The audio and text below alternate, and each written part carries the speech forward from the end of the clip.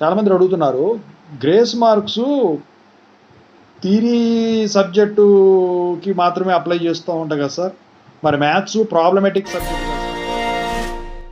Hi viewers, welcome to this channel. ముందుగా అయితే updates miss అవ్వకుండా ఉండాలంటే ఈ ఛానల్ని అయితే ఖచ్చితంగా అయితే సబ్స్క్రైబ్ చేసుకోండి. ఈ వీడియోని అయితే లైక్ చేసి షేర్ చేయండి. టెలిగ్రామ్ లింకు, వాట్సాప్ లింక్ రెండు డిస్క్రిప్షన్లో ఉన్నాయి. ఖచ్చితంగా అయితే జాయిన్ అవ్వండి. పీడిఎఫ్స్, మెటీరియల్స్ వాటి కోసం ఎప్పుడన్నా వీడియో పెట్టినప్పుడు అప్డేట్ మిస్ అవ్వకుండా ఉంటుంది.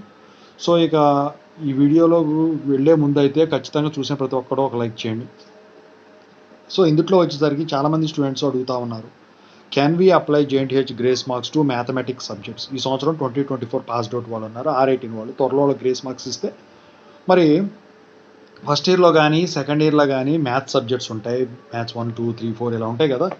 సో వాటిని మనం గ్రేస్ మార్క్స్ అప్లై చేసుకోవచ్చా అండి అని చెప్పేసి చాలామంది స్టూడెంట్స్ అడుగుతూ ఉన్నారు. అయితే దాని గురించి ఇప్పుడు చెప్పబోతున్నాను అనమాట. సో పాత వీడియోస్ చేశానంటే ఎత్తుకోవడం కష్టంగా ఉందన్నారు, అందుకని చెప్పేసి వీడియో చేయడం అయితే జరిగింది. సో ముందుగా దాని గురించి చెప్పబోయే ముందు అయితే ఇన్స్టాగ్రామ్ లింక్ కావాలంటే డిస్క్రిప్షన్లో ఉంది, దాంట్లోకి వెళ్ళి డౌట్స్ పెట్టండి. ప్రతిరోజు తెలుగు ఇంజనీరింగ్ ఎడ్యుకేషన్లో డౌట్స్ వీడియో పెడుతున్నాను. JNTU updates channel link, software courses work support channel link, Telugu engineering education channel links డిస్క్రిప్షన్లో ఉంది. ఖచ్చితంగా అయితే సబ్స్క్రైబ్ చేసుకోండి, వేటికి అవే మీకు ఉపయోగపడతాయి. సో ఇక టాపిక్లో వెళ్ళే ముందు ఒక లైక్ అయితే ఖచ్చితంగా చేయండి. ఇక టాపిక్లో వెళదాము. సో ఇక్కడ వచ్చేసరికి 2022 పాస్డ్ అవుట్ వాళ్ళ గురించి మాట్లాడదాం. 2022 పాస్డ్ అవుట్ వాళ్ళకి గ్రేస్ మార్క్స్ 9, 7 ఇచ్చినప్పుడు, 30, 23 ఇచ్చినప్పుడు చాలామంది వచ్చేసరికి మ్యాథమెటిక్స్ సబ్జెక్ట్ ఉన్న వాళ్ళు చాలామంది ఉన్నారు. రీఅడ్మిటెడ్ వాళ్ళు కూడా ఉన్నారు, R16 నుంచి R18లో కూడా. అప్పుడు ఫస్ట్ టైము ఇలాంటి ఏమి చెప్పకుండా ఈ రూల్స్ అన్నీ కూడా మ్యాథమెటిక్స్ అప్లై చేసిన వాళ్ళందరూ కూడా రిజెక్ట్ అయింది. సో దాని రూల్స్ గురించి చెప్పబోతున్నాను, ఆ రూల్స్ తర్వాత చెప్తాను చివరి. ఇప్పుడు సో 2022 పాస్డ్ అవుట్ వాళ్ళకి, రీఅడ్మిటెడ్ వాళ్ళకి, వాళ్ళ మ్యాథ్స్ అప్లై చేసిన వాళ్ళకి ఫస్ట్లో రిజెక్ట్ అయింది. దాని తర్వాత వచ్చారు. సో 2023 వాళ్ళు వచ్చిన తర్వాత రీఅడ్మిటెడ్ వాళ్ళు ఎవరిదైతే అప్పుడు రిజెక్ట్ అయినాయో, మ్యాథమెటిక్స్ సబ్జెక్ట్స్ అప్లై చేసిన వాళ్ళు రిజెక్ట్ అయినాయో, వాళ్ళందరూ కూడా ఈసారి వచ్చేసరికి యాక్సెప్ట్ అయినాయి, పాస్డ్ అవుట్ అయ్యారనమాట మొన్న ఈ మధ్య. సో దానికి గల కారణం ఏంటో చెప్తా. మరి 2024 వాళ్ళ పరిస్థితి ఏంటి? మీరు 2022 వాళ్ళది ఇదైందన్నారు, 2023 వాళ్ళదేమో యాక్సెప్ట్ అయిందన్నారు. మరి 2024 వాళ్ళ పరిస్థితి ఏంటి? ఇప్పుడు దాని గురించి చెప్పే ముందు ఒక చిన్న విషయం చెప్పాలి.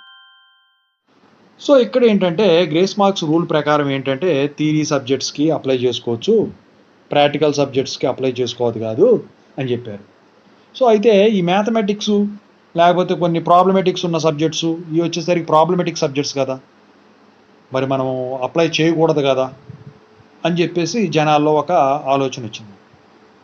అయితే అది మీరు గుర్తుంచుకోండి, అది థియరిటికల్ సబ్జెక్ట్ అయినా మ్యాథమెటికల్ లాంటి సబ్జెక్ట్ అయినా కానివ్వండి, అన్నీ ఏదైతే క్లాస్ వర్క్ జరుగుతుందో, ల్యాబులకి క్లాస్ వర్క్ జరుగుతుంది కాబట్టి అది ప్రాక్టికల్ కింద వస్తుంది.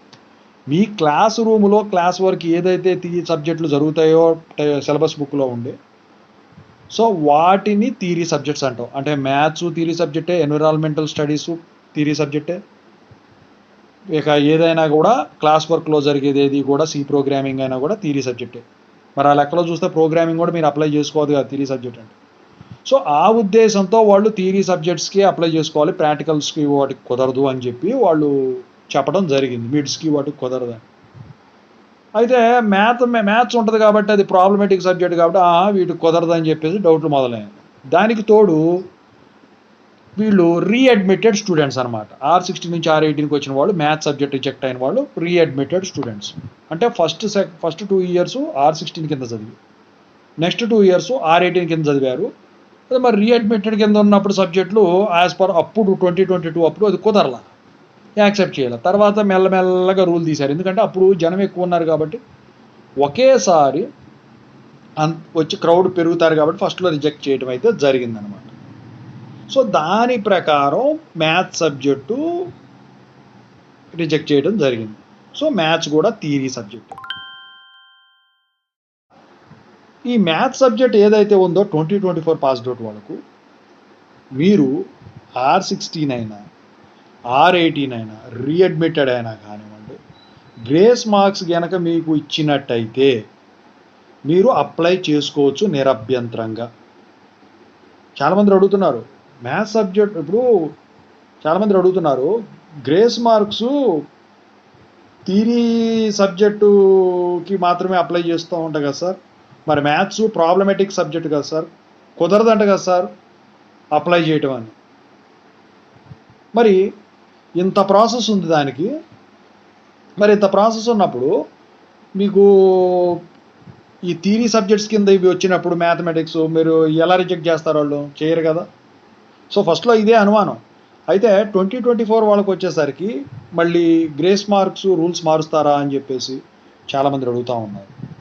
గ్రేస్ మార్క్స్ రూల్స్ ఏవైతే 2022 పాస్డ్ అవుట్ వాళ్ళకు ఉన్నాయో, ఏవైతే 2023 పాస్డ్ అవుట్ వాళ్ళకు ఉన్నాయో, 2024 పాస్డ్ అవుట్ వాళ్ళకు కూడా గ్రేస్ మార్క్స్ ఇస్తే అవే రూల్స్ ఉంటాయి. కాకపోతే మీరు గమనించినట్టయితే 2022 వాళ్ళతో పోల్చినట్టయితే 2023కి వచ్చేసరికి గ్రేస్ మార్క్స్ ఇచ్చే ఫోర్స్ తగ్గిపోయింది.